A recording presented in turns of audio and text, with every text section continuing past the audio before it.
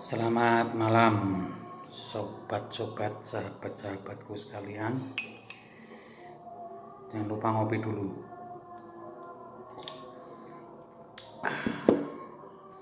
Hari ini Kamis malam Jumat, tanggal 21 Januari 2021. Itu tanggal cantik.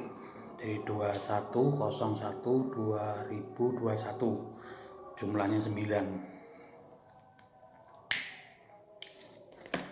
Ini episode yang ke-13 dari Lingkaran.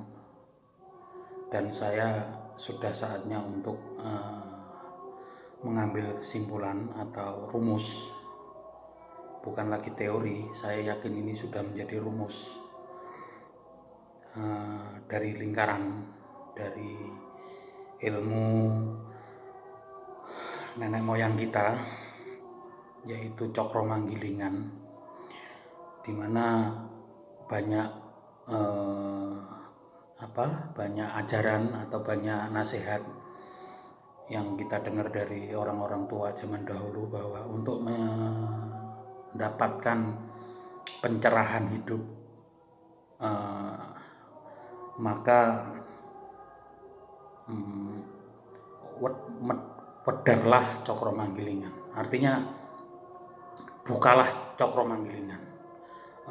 Lingkaran itu, cokro manggilingan, roda yang berputar itu diwedar, dibuka, maka akan diketahui sejatinya hidup itu seperti apa. Jadi saya sudah berani menyimpulkan ini, bahwa ini rumus tentang wedaring cokro manggilingan itu seperti apa. Sekali lagi, salam merah putih, salam jenang merah jenang putih. Itu simbolisme hidup dari nenek moyang kita. Merah putih itu simbol dari intisari hidup kita. Jadi kita hidup ini karena ada warna merahnya sel telur dari ibu, dan dan warna putih dari bibitnya bapak kita. Jadi merah putih, jenang merah jenang putih, itu jangan pernah dilupakan. Jadi salam jenang merah jenang putih, salam Nuswantoro. Oke. Saya berani menyimpulkan ini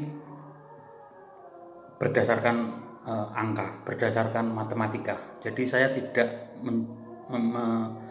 tidak menganalisa rumus ini dari satu kepercayaan tertentu atau agama lah, tapi murni ini adalah dari perhitungan eksak matematika, angka yang kebetulan disimbolkan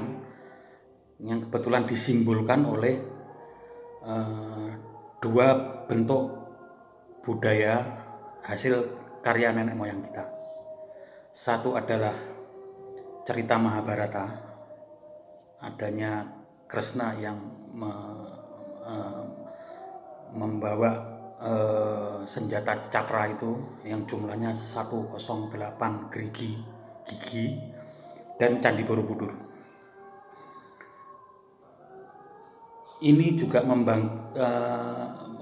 seharusnya membuat kebangkitan di dalam rasa percaya diri kita, bahwa nenek moyang kita itu sudah memberikan simbol-simbol atau pemahaman yang maha tinggi tentang hidup itu sebenarnya seperti apa. Oke, untuk review sekali lagi, episode lingkaran ini episode yang ke-13. Jadi mungkin udah pas lah ya, dari asal usul episode 1 sampai dengan episode 13 ini. Mungkin 13 ini merupakan episode akhir dari lingkaran, karena sudah memiliki rumus atau kesimpulan. Oke, untuk mereview bahwa episode lingkaran ini adalah kemarin pertama adalah membahas bagaimana sih apa sih yang menjadi pertanyaan atau menjadi intisari dari mengapa hidup itu, semua benda-benda yang di alam semesta itu berbentuk lingkaran dan berputar. Jadi di episode yang sebelumnya sudah pernah saya sampaikan, bahkan sel paling intisari kehidupan yang paling dalam pun, paling kecil pun, atom itu juga berbentuk lingkaran bulat dan berputar. Bumi, bulan, matahari, semua bintang-bintang itu berbentuk bulat dan berputar secara spiral atau mengikuti golden ratio. Terus kemudian kita cari apa yang membuat itu melingkar itu seperti apa, dan apa tanda-tanda atau simbol-simbol atau kode-kode yang diberikan oleh berbagai macam peradaban itu tentang lingkaran itu. Ternyata kita hanya menemukan satu titik,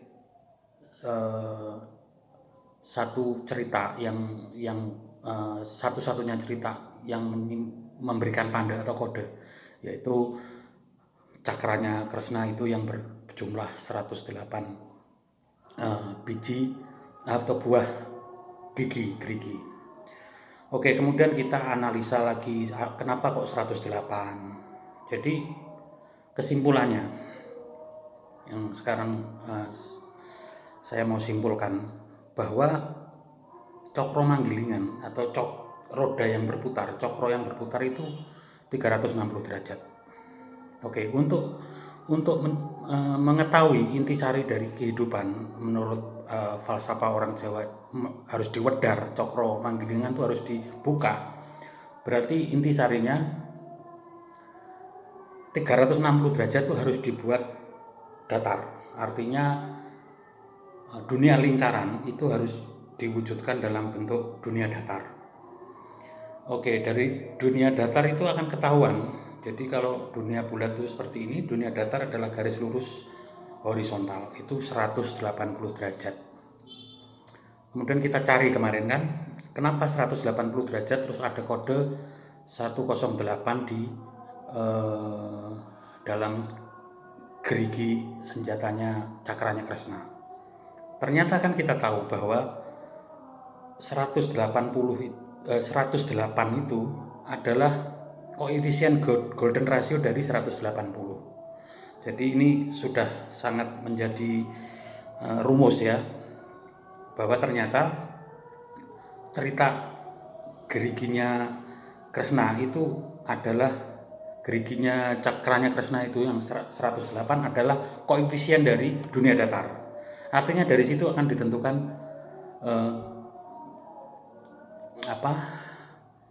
intisari di dalam diri kita. Apa itu kok 108 itu apa? Oke, untuk bahan pertama tadi ini saya tulis. Para sahabat, mungkin saya tidak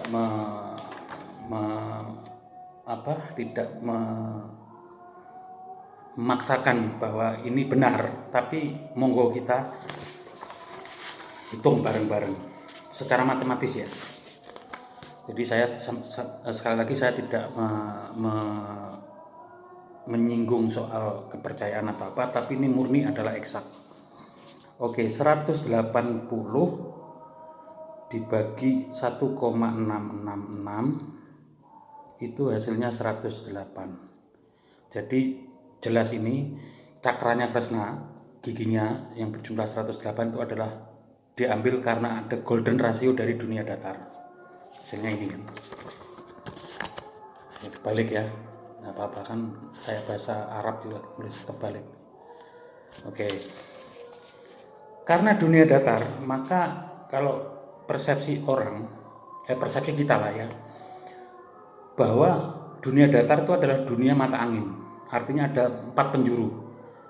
Dimanapun kita berada itu ada 4 mata penjuru: utara, selatan, barat, timur, atau dalam persepsi Jawa sedulur papat ya. 5 pancer 5 di diri kita. Oke, 108 dikali 4 hasilnya 432. 432. Oke. Kemudian yang kita mencari 432 itu di mana kita menemukan simbol 432? Ternyata 432 itu adalah jumlah arca yang ada di Candi Borobudur. Jumlah arca ya, di tingkat rupa datu. Oke, di tingkat rupa datu. Jadi kalau ini saya bicara Borobudur karena itu hasil karya nenek moyang kita yang asli, itu adalah memberikan simbol tentang kehidupan manusia. Jadi memang Borobudur itu dibangun adalah untuk dijadikan simbol mikrokosmos diri manusia dari angka 432 ini. Jadi seperti kita membayangkanlah seandainya saya diberikan diperintah oleh seseorang simbol, bangunlah suatu bangunan yang menjadi simbol tentang jati diri manusia, perjalanan hidup manusia, maka akan nongol angka 432 ini. Tidak mungkin tidak. 432 ini adalah jumlah arca yang ada di tingkat rupa datu. Jadi Borobudur itu ada 3 tingkat. Jadi kaki itu isinya relief-relief tentang karma wibangga, tentang hukum sebab akibat dari suatu perbuatan manusia. Kemudian di tingkat badannya itu tingkat rupa datu, itu ada 5 tingkat yang di masing-masing tingkat itu jumlah arcanya berbeda-beda. Jadi kan kita timbul pertanyaan dari kemarin sebelum saya mengupas ini, kenapa kok jumlah arcanya berbeda-beda dan koefisiennya tidak tetap. Jadi di paling bawah tingkat pertama itu 104, tingkat kedua 104, tingkat ketiga adalah 88, tingkat keempat itu 72. Jadi 104, 104, 88, 72, dan tingkat terakhir atau tingkat kelima adalah 64. Jadi 432 itu didistribusikan dalam bentuk deretan angka seperti itu jumlah arcanya. Itu sandi. Jadi menurut saya itu perlu dipecahkan untuk mengetahui. Nggak mungkin itu hanya dibangun hanya ujuk-ujuk lah, istilah orang Jawa, taruh sekian. Nggak mungkin, itu pasti ada rumus. Dan sahabat sekalian, saya meyakini rumusnya adalah ini. Jadi 432 atau dunia datar itu, dunia rupa, dunia yang berwujud itu adalah jasmani manusia. Panca indera manusia. Jadi di dalam diri manusia, jasmani manusia ini ada 5 panca indera. Oke, saya rinci.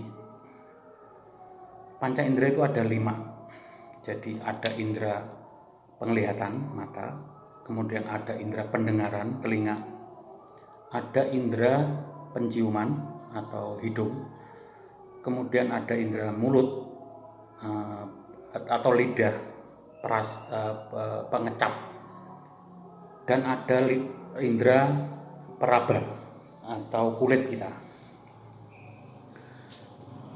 Saya memposisikan diri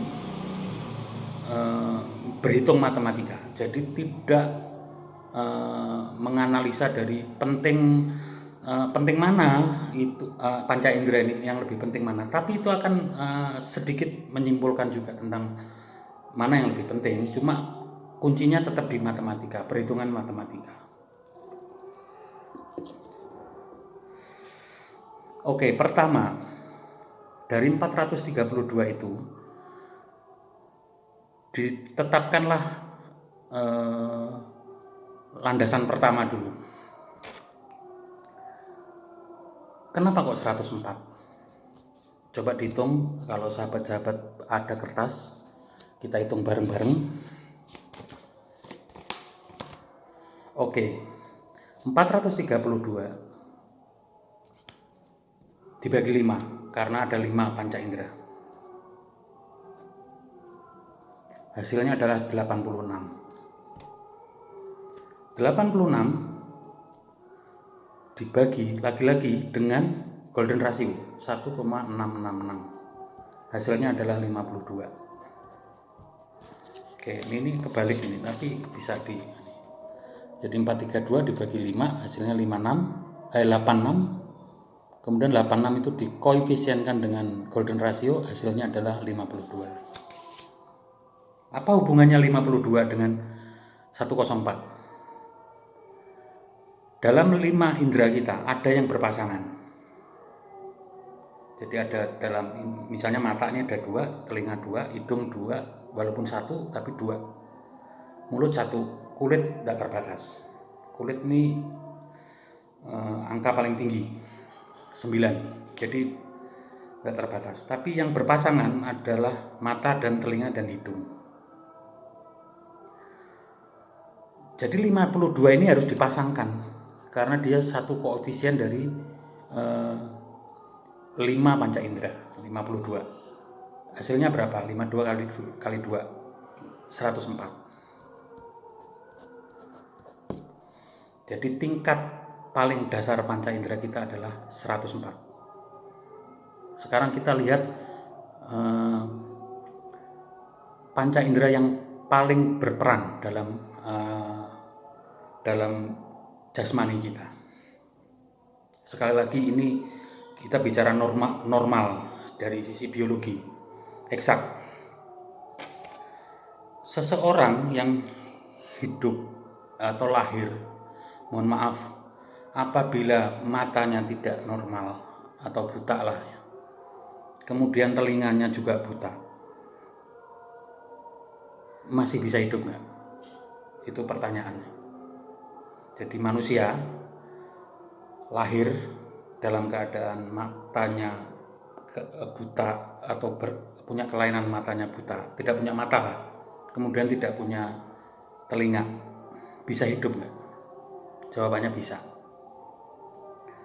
Berarti 2 panca indera kita, mata dan telinga, itu adalah panca indera yang paling di posisi panca indera yang paling bawah. Jadi 52, 52. Jadi 104 dan 104. Kenapa kok itu dua tingkat itu sama, 104 dan 104? Karena posisi mata dan telinga adalah sama. Itu menjawab pertanyaan itu. Kenapa kok sama 104 dan 104? Oke, dari sini mungkin teman-teman atau sobat-sobat merasa belum percaya atau itu cocok-cocokan. Monggo, tapi semua perhitungan matematikanya jelas. Oke, jadi 104 itu di tingkat dasar dari rupa dhatu jasmani itu adalah panca indera, dan di tingkat dasar itu antara mata, 2 tingkat dasar itu antara mata dan telinga. Nanti akan terjawab di cerita Mahabharata. Oke, ini perhitungan matematika dulu. Oke, sekarang jumlah total 432 panca indera, jumlah komponennya, jumlah angka matematikanya.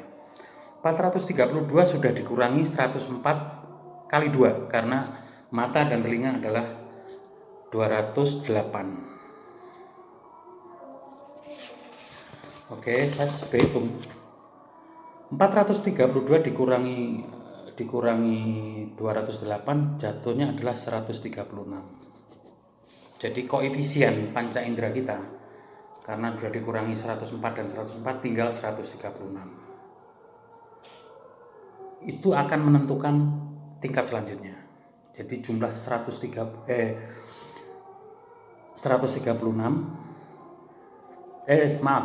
saya masih salah tadi. 432 dikurangi 104 dikurangi 208. Maaf ya sobat-sobat, kita hitung ini bareng-bareng. 6, 12, 4, 2, 24. Jadi 432 dikurangi 2 tingkat pertama. Jadi tingkat pertama dan kedua itu adalah 208, itu masih tersisa 224. Kita hitung lagi. 224.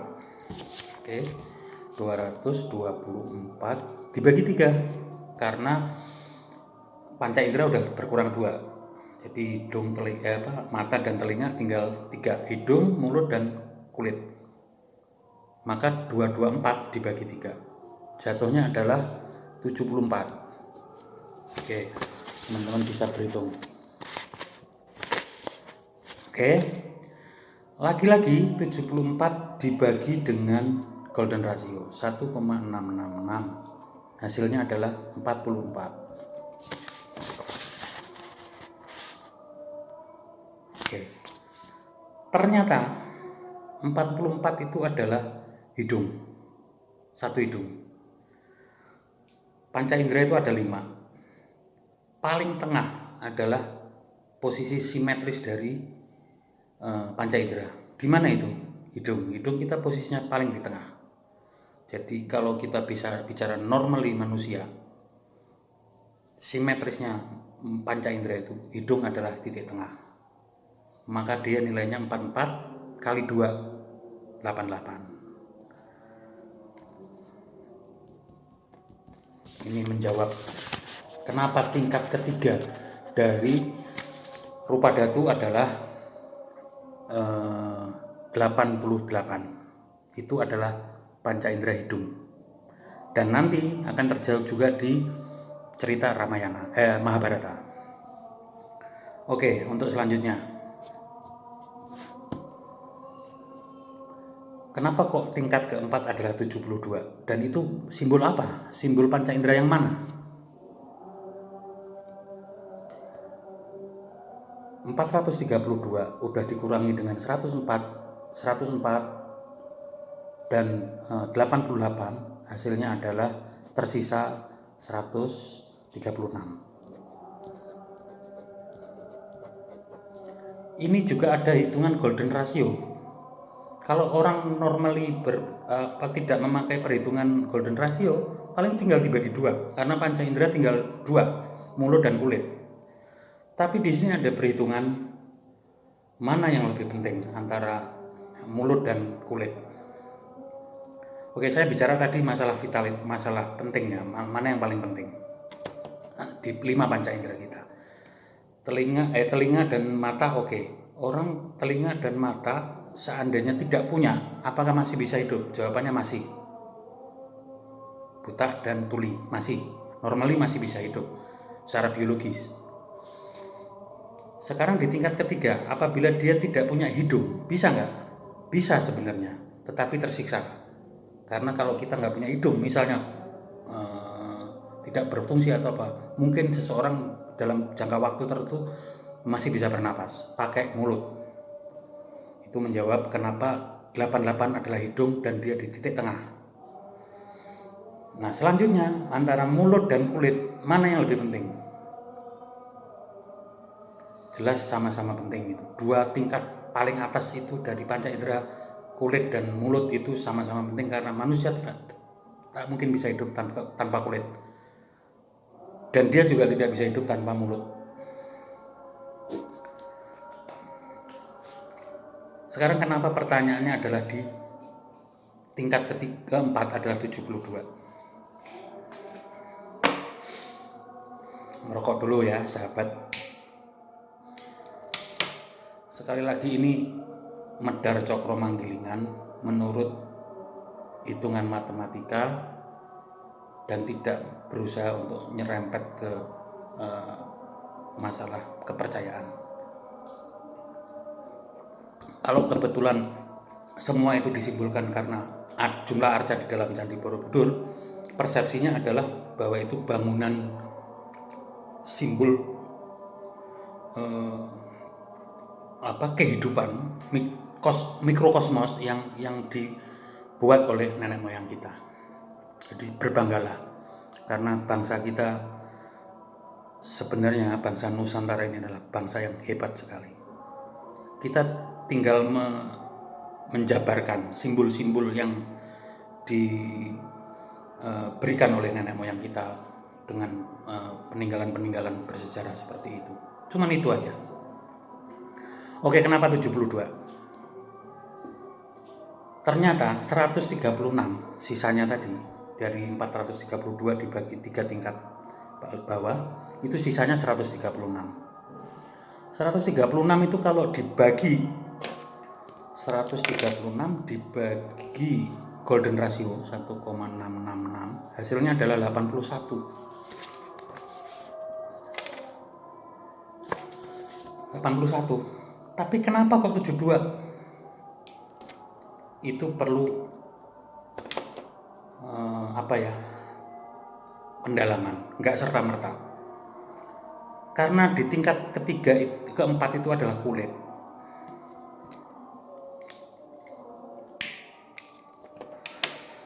Kulit itu berpori-pori dan pori-porinya sangat tidak terhitung.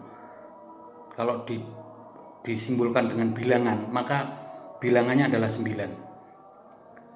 Bisa nggak kita menghitung pori-pori dalam tubuh kulit kita? Nggak akan bisa. Maka bilangan yang bisa menyimpulkan tidak terhingga itu adalah 9 karena paling banyak. Dan itu disimbolkan juga dengan 9 lubang di dalam tubuh kita. 9 lubang utama. 1, 2, 3, 4, 5, 6, 7, 8, 9 yang bawah ya. Jadi 136 tadi dibagi golden ratio 1,666 hasilnya 81. Dikurangi 9 lubang utama dalam tubuh kita. Tinggal berapa?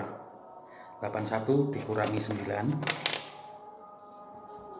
sama dengan 72. Itu menjawab kenapa tingkat keempat di Arupadatu adalah di Rupadatu adalah 72. Oke. Sampai di sini masih tidak percaya, saya tidak memaksa, tapi inilah perhitungan rumus saya tentang kenapa jumlah Candi Borobudur berposisi seperti itu dan semuanya berdasarkan golden ratio. Oke, sisanya tinggal berapa? Tinggal 64 dan itulah di puncak di tingkat kelima atau terakhir dari tingkat Rupadatu atau dunia jasmani manusia. Nah, tadi saya menyampaikan bahwa itu semua adalah diwujudkan juga dengan cerita Mahabharata. Mahabharata itu ada Pandawa itu ada 5. Jadi ada Yudhistira, Bima, Arjuna, Nakula, Sadewa. Ini rumus saya, bukan lagi teori. 5 Pandawa itu juga 5 panca indera kita. Nakula Sadewa itu kita menganalisa dari cerita Mahabharata. 2 tokoh ini kurang berpengaruh, artinya dia tidak pernah menjadi senopati perang dalam epos Mahabharata.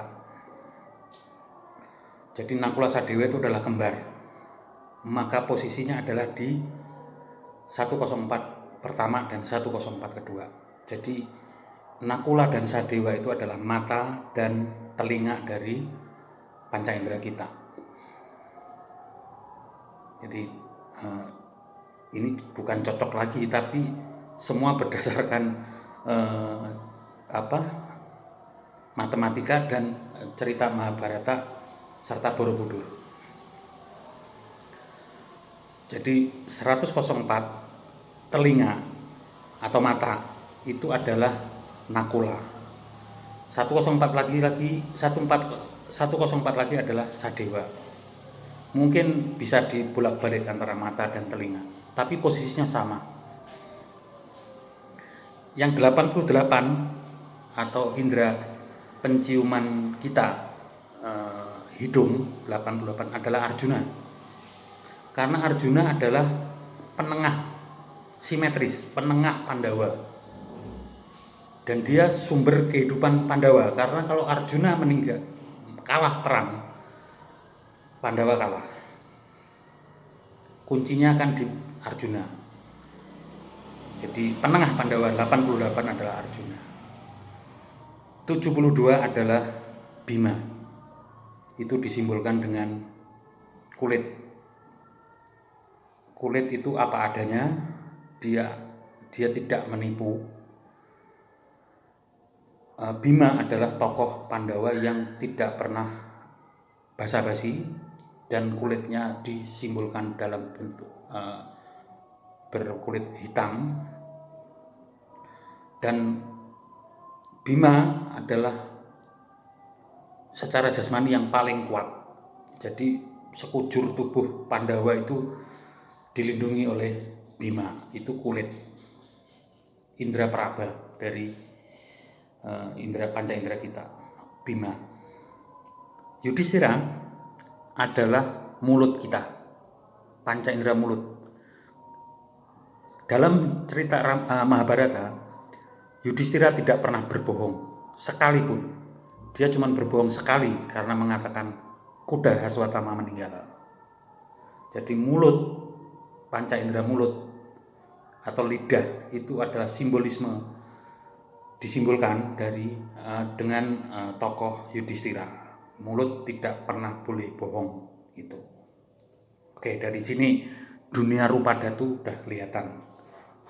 Dunia Borobudur itu arcanya kelihatan. Berapa jumlahnya, simbolismenya adalah panca indera, dan itu ada memang panca indera kita, dan disimbolkan juga dengan Pandawa 5. Oke, sampai di sini kita akan menginjak ke dunia arupa dhatu.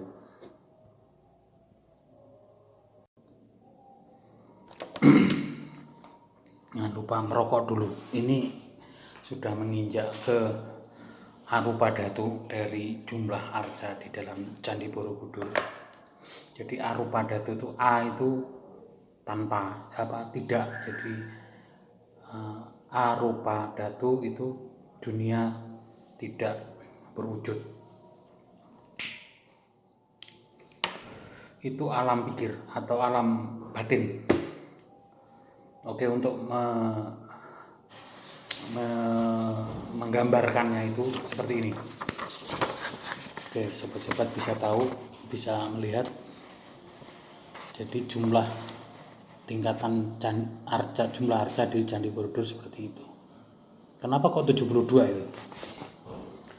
Kembali ke rumus sudut pelurus dari 108 dari cakranya, jumlah gigi cakranya Kresna itu adalah 72 derajat. Oke. Sekali lagi ini rumus batin. Karena dunia arupa dhatu adalah dunia batin, jadi 72 itu sudut pelurus. Jadi kalau dunia datar itu diambil 108 jumlah giginya, berarti sisanya adalah 72. Jadi jasmaninya 432 karena 108 tadi 4 mata arah angin 432, maka sisanya dari sudut 108 itu adalah 72. Ini menjawab kenapa jumlah arca di tingkat arupa dhatu itu adalah 72 buah arca. Dan distribusinya itu adalah dari bawah 32. Di tingkat tengahnya dari 3 lingkaran itu yang tengah adalah 24. Dan yang terakhir paling tinggi itu sebelum mencapai puncak stupa itu adalah 16 buah arca. Itu adalah keseimbangan batin. Jadi dunia batin itu ada 3. Jadi ada naluri atau nafsu. Jadi setiap makhluk hidup mau baik hewan, tumbuhan maupun manusia itu punya naluri untuk hidup. Itu adalah nafsu. Jadi naluri untuk hidup itu bercampur dengan nafsu tadi. Kemudian di tingkat selanjutnya yang menjadi penyeimbang di titik tengah adalah akal. Itu yang membedakan manusia dengan makhluk yang lain, dengan hewan. Jadi ada akal, dan akal ini punya alat untuk membuat hidup seimbang menurut konsepsi Candi Borobudur. Jadi ada tiga tingkat itu adalah nafsu, kemudian akal pikiran, dan yang menjadi intisarinya atau penyeimbang yang menjadi intisarinya, sekali lagi intisari hidup adalah nurani. Jadi itu yang membedakan manusia dengan makhluk yang lain.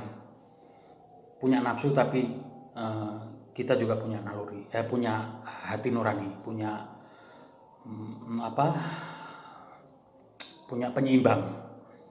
Itulah yang dimaksud dengan konsep kalau di dalam Jawa, orang-orang Jawa adalah kalau melakukan sesuatu naik dan turunkan. Jadi kalau bahasa Jawa munggah no duk no. Nah, yang berperan untuk menaikkan dan menurunkan itu adalah akal.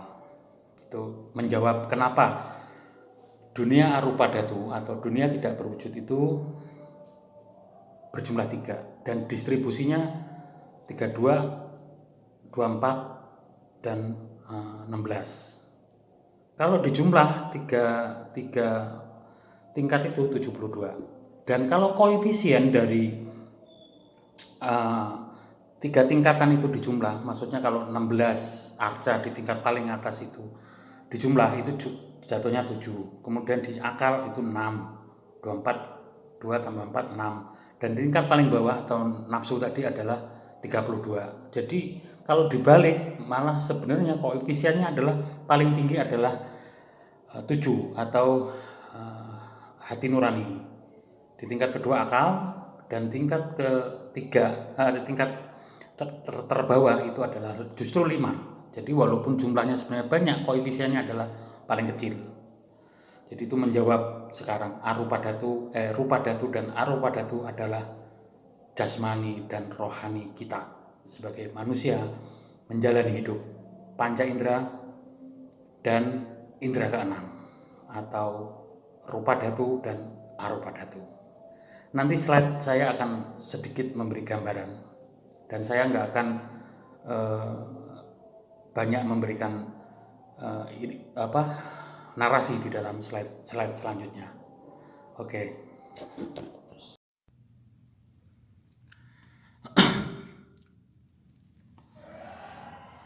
Oke, jadi sahabat, ini adalah kuncinya ternyata kunci untuk membuka cokro manggilingan itu sebenarnya dikodekan oleh senjatanya Sri Bathara Kresna. Ini adalah Cokro Sudarsono namanya. Itu ada kode berupa giginya itu berjumlah 108. Nah, itu asal muasalnya dari sini untuk membuka cokro itu. Ternyata 108 itu kan memang koefisien golden ratio dari dunia datar atau sudut 180 derajat. Jadi dari 108 ini awalnya dikalikan 4 penjuru mata angin, karena dunia wujud itu dunia mata angin. Jatuhnya adalah 432. Nah, satu-satunya simbol di kebudayaan nenek moyang kita itu adalah di Candi Borobudur. Jumlah arca Candi Borobudur itu 432 di tingkat rupa datu, di tingkat dunia datar, dengan distribusi adalah 104, 88, 72 dan 64. Sedangkan di tingkat arupa datu itu 32, 24 dan 16.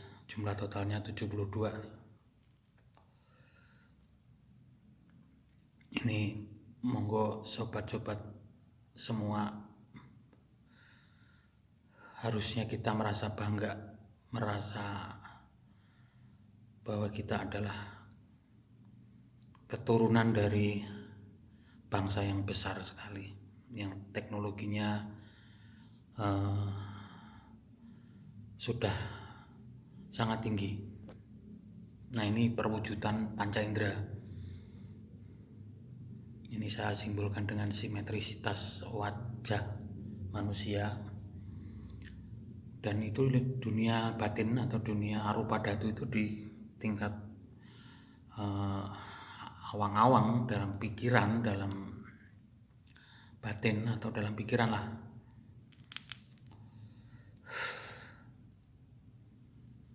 Jadi semakin saya meyakini bahwa wedaring cokro manggilingan atau terbukanya cokro manggilingan adalah ini rumusnya sebenarnya. Jadi tidak salah apabila Candi Borobudur itu adalah simbol pembuka pintu gerbang dari kehidupan. Nah, ini simbol dari Pandawa 5. Ini Pandawa adalah rupa dhatu, sedangkan Kresna, ini kebetulan ada gambar Semarnya ini, Sang Hyang Ismoyo ini. Sebenarnya ini juga simbol juga bahwa Pandawa itu kan cerita Mahabharata itu intinya kan di sini bahwa Pandawa itu adalah dunia ragawi atau jasmani, sedangkan Kresna adalah dunia batin atau dunia pikir dari Mahabharata itu.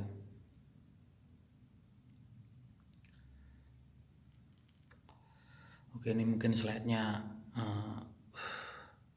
settingnya kurang pas tadi, cuma ini jelas bisa dibaca bahwa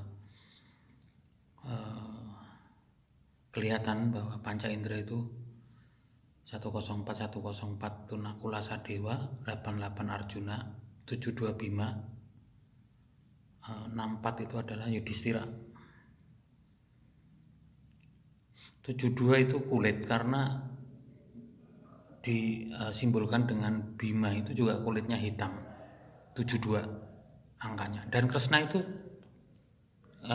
berkulit hitam juga, hitam kemerahan, dan angkanya di dunia arupa dhatu itu juga 72 totalnya. Jadi Kresna juga perwujudan dari angka 72.